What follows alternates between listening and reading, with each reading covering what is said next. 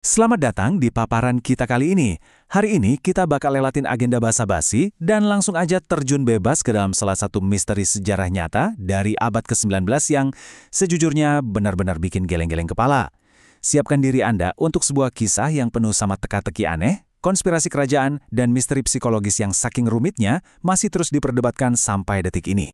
Coba bayangkan Anda lagi jalan-jalan di sebuah pemakaman di kota Ansbach, Jerman, dan nemuin batu nisan dengan ukiran kalimat yang bikin merinding ini. Disinilah Kaspar Hauser berbaring, teka-teki pada zamannya. Kelahirannya tidak diketahui, kematiannya penuh misteri. Kalimat ini bukan cuma sekedar puisi yang didramatisir ya. Ini adalah fakta harfiah dari kehidupan tragis seorang pemuda. Nah, mari kita sama-sama bedah petunjuk-petunjuk aneh dari masa lalu ini, dan coba kita ungkap siapa sebenarnya pemuda malang ini. Oke, kita mulai dari awal mula kedatangannya yang super misterius. Ceritanya berawal di kota Nuremberg, Jerman, tanggal 26 Mei 1828. Bayangin, saat itu hari libur, jalanan kota lagi sepi-sepinya. Nah, di tengah alun-alun kota, ada dua orang pembuat sepatu yang lagi jalan sore. Dan mereka ngelihat pemandangan yang aneh banget. Ada seorang pemuda belasan tahun, jalannya terhuyung-huyung, kelihatan linglung parah, dan akhirnya nyender ke tembok karena benar-benar kehabisan tenaga. Waktu mereka samperin, kondisi fisik pemuda ini tuh benar-benar bikin kasihan, tapi sekaligus bikin heran. Tatapannya kosong, wajahnya sepucat kertas, pakaiannya lusuh banget, dan dia terus-terusan nyipitin mata kayak orang yang nggak pernah kena sinar matahari. Tapi tahu nggak apa yang paling gila? Waktu diperiksa, sendi lututnya tuh rata dan telapak katinya benar-benar selembut kaki bayi. Seolah-olah dia ini belum pernah dipakai buat jalan seumur hidupnya. Dia juga nolak keras dikasih makan daging atau susu, cuma mau nelan roti sama air putih aja. Uniknya lagi, pendengarannya tuh tajam banget dan dia punya penglihatan luar biasa di tempat yang gelap gulita. Jelas aja, keanehan-keanehan ini langsung bikin satu kota heboh dan penasaran. Nah, yang bikin kasus ini makin membingungkan tuh dua surat kontradiktif yang dia bawa. Pemuda ini nyodorin amplop tertutup buat seorang perwira setempat, Kapten von Wessenix. Di dalamnya ada dua surat. Surat pertama dari orang anonim yang ngaku udah ngebesarin si pemuda ini di ruangan tertutup sejak bayi, ngajarin dia baca, tapi nggak mau ngasih tahu siapa namanya.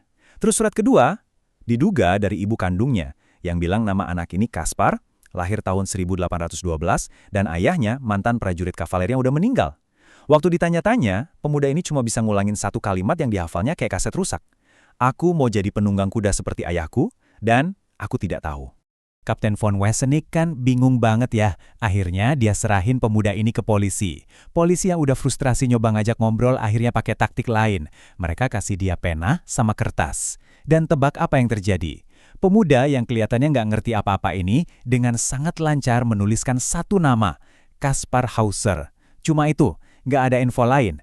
Karena khawatir bikin masalah di kota, wali kota akhirnya mutusin buat naruh dia di menara Luginsland, di bawah penjagaan seorang sipir.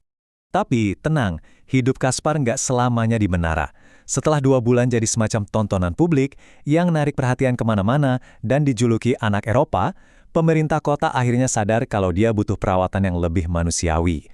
Jadi, dia dipindah buat tinggal di rumah seorang profesor sekaligus filsuf, George Friedrich Daumer. Dan disinilah, babak baru kehidupannya benar-benar dimulai. Di bawah bimbingan Profesor Daumer, perkembangan Kaspar ini melesat tajam. Dia jadi bisa baca, nulis, dan akhirnya bisa cerita soal masa lalunya. Ceritanya merindingin banget loh. Dia ngaku seumur hidupnya cuma tinggal di ruangan kecil yang gelap gulita, tidur di atas jerami, dan temannya cuma mainan kuda-kudaan dari kayu. Dia nggak pernah lihat dunia luar. Bahkan pengasuhnya tuh ibarat pria tanpa wajah, karena selalu berdiri di belakang Kaspar waktu ngasih makan atau ngajarin nulis nama. Bayangin aja betapa terisolasinya dia. Saking nggak pernahnya dia lihat dunia, waktu pertama kali Kaspar ngelihat cermin di rumah Daumer, dia panik ketakutan setengah mati karena ngira pantulan dirinya itu hantu. Kisah tragis Kaspar ini otomatis langsung menyebar kayak api ke seluruh penjuru Eropa. Dia jadi magnet buat para ilmuwan yang mau neliti otaknya.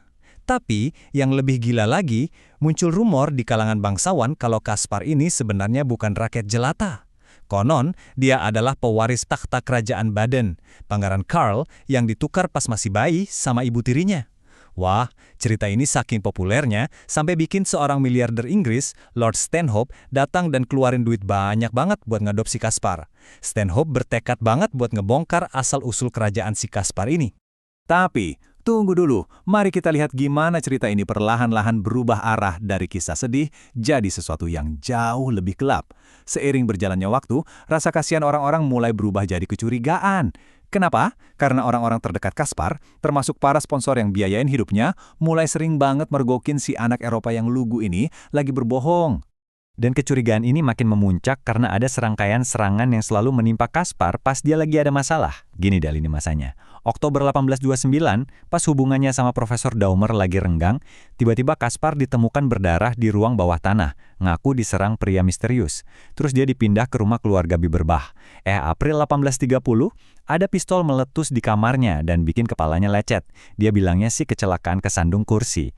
Keluarga Biberbach nggak percaya dan mikir dia cuma cari perhatian. Akhirnya dia diurus sama gurunya, Mayer, di Ensbach. Puncaknya, Desember 1833, Kaspar pulang dengan luka tusuk parah di dada. Ngaku diserang orang di taman, dan dia meninggal 3 hari kemudian. Masalahnya, dari Daumer sampai Stanhope, semua pengasuhnya perlahan udah kehilangan rasa percaya sama dia gara-gara kebohongannya yang nggak ada habisnya. Waktu polisi ngecek lokasi penusukannya di Taman Ansbach, petunjuk yang mereka temuin tuh bener-bener bikin garu-garu kepala. Ada dompet ungu di sana, isinya catatan aneh yang ditulis terbalik kayak pantulan cermin. Catatan itu seolah-olah ditinggalin sama si pembunuh. Tapi, polisi jeli, mereka sadar kalau kesalahan tata bahasa di catatan itu plek-ketiplek sama gaya nulis harian Kaspar. Dan Kaspar memang jago banget nulis terbalik. Terus, bukti yang paling memberatkan nih.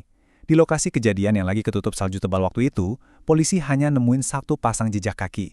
Dan ukurannya persis sama sepatunya Kaspar. Ini kan jelas-jelas nunjukin kalau kemungkinan besar nggak ada orang lain di taman itu selain Kaspar sendiri. Nah, jadi poin krusialnya adalah kita nggak bisa cuma ngandelin teori dan gosip dari abad ke-19 saja kan? Untungnya ilmu forensik dan psikologi modern udah turun tangan buat misain mana yang fakta dan mana yang fiksi. Mari kita lihat apa temuan dari kacamata sains. Hasil autopsinya aja langsung memicu perdebatan seru. Pertama, luka tusuk di dadanya itu dalam banget, sampai nembus paru-paru dan hati. Nah, kalau memang ini cuma trik cari perhatian yang dia lakuin sendiri, pertanyaannya, masa sih dia senekat itu nusuk diri sendiri sedalam itu? Kedua, dokter nemuin kalau otak Kaspar ukurannya lebih kecil dari normal dengan lipatan yang nggak berkembang sempurna. Ada ilmuwan yang bilang ini efek nyata dari isolasi ekstrem sejak bayi, tapi ada juga yang ngeyakinin kalau ini cuma cacat bawaan sejak dia lahir. Terus gimana dengan rumor Pangeran Baden yang hilang itu? Wah, kalau bahas tes DNA, perjalanannya bener-bener kayak roller coaster. Tahun 1996, darah di pakaian dalam Kaspar diuji, hasilnya nggak cocok. Publik protes dong, katanya sampelnya udah terkontaminasi. Terus tahun 2002, diuji lagi pakai sampel rambutnya, dan hasilnya cocok. Eropa meledak lagi saking hebohnya. Tapi sains gak berhenti di situ. Di tahun 2024 kemarin, dengan teknologi yang jauh-jauh lebih mutakhir, rambut itu dites lagi. Hasil akhirnya benar-benar tidak cocok. Jadi teori konspirasi kalau dia itu seorang pangeran kerajaan akhirnya resmi terbantahkan secara telak. Terlepas dari kebohongannya, kondisi awal Kaspar ini ninggalin warisan yang sangat nyata di dunia psikologi. Dari kasus dia ini lahir sebuah pemahaman medis modern. Para ahli nyimpulin kalau Kaspar kemungkinan menderita dwarfisme psikososial. Ini tuh sebuah sindrom di mana pertumbuhan fisik dan mental seseorang jadi terhambat parah karena isolasi sosial dan kurangnya kasih sayang yang ekstrim sejak kecil. Sampai-sampai kondisi langka ini secara medis dinamakan sesuai nama dia, sindrom Kaspar-Hauser. Dan temuan psikologi ini juga ngebantu banget buat ngejelasin kenapa dia terus-terusan bohong di sisa hidupnya. Psikolog forensik menilai perilaku Kaspar ini sebagai mitomania. Kebohongan yang dia buat bukan cuma sekedar iseng, tapi itu adalah mekanisme pertahanan diri dia yang udah mengakar. Coba bayangin, setelah terbiasa jadi pusat perhatian dan disayang banyak orang sebagai anak Eropa, Kaspar merasa dia harus mati-matian ngerawat citra itu. Pas orang-orang mulai bosen dan ninggalin dia, dorongan kompulsifnya muncul. Dia terpaksa memanipulasi keadaan pakai cerita-cerita fiksi biar orang-orang peduli lagi sama dia. Makanya, teori forensik modern akhirnya merangkum semua kejadian berdarah Kaspar itu sebagai bentuk ekstrem dari cari perhatian atau self-harm yang kebablasan. Luka di ruang bawah tanah tahun 1829, peluru meletus tahun 1830, sampai tusukan fatal di taman tahun 1833, semua itu dinilai sebagai rentetan drama yang sengaja dia sutradarai sendiri. Tujuannya cuma satu, supaya para sponsornya yang kaya raya itu ngerasa kasihan dan gak jadi ninggalin dia. Tapi sedihnya, aksi nekat terakhirnya di musim dingin tahun 1833 itu sepertinya dia lakuin terlalu keras, sampai tanpa sengaja mengakhiri nyawanya sendiri. Yang pada akhirnya bawa kita ke pertanyaan penutup di paparan hari ini. Meski sains sudah buktiin kalau dia bukan keturunan darah biru, tapi misteri tentang siapa dia sebenarnya masih menggantung. Jadi, gimana menurut Anda? Apakah Kaspar Hauser ini murni korban tragis dari penyekapan kejam yang patut kita kasihani? Ataukah dia tuh seorang pemuda dengan gangguan jiwa mendalam yang begitu manipulatif sampai-sampai kebohongannya merenggut nyawanya sendiri? Faktanya udah ada di meja. Coba deh pikirin, saya benar-benar penasaran apa teori Anda soal teka-teki dari abad ke-19 ini. Teruslah berpikir kritis, dan sampai jumpa di paparan kita yang berikutnya.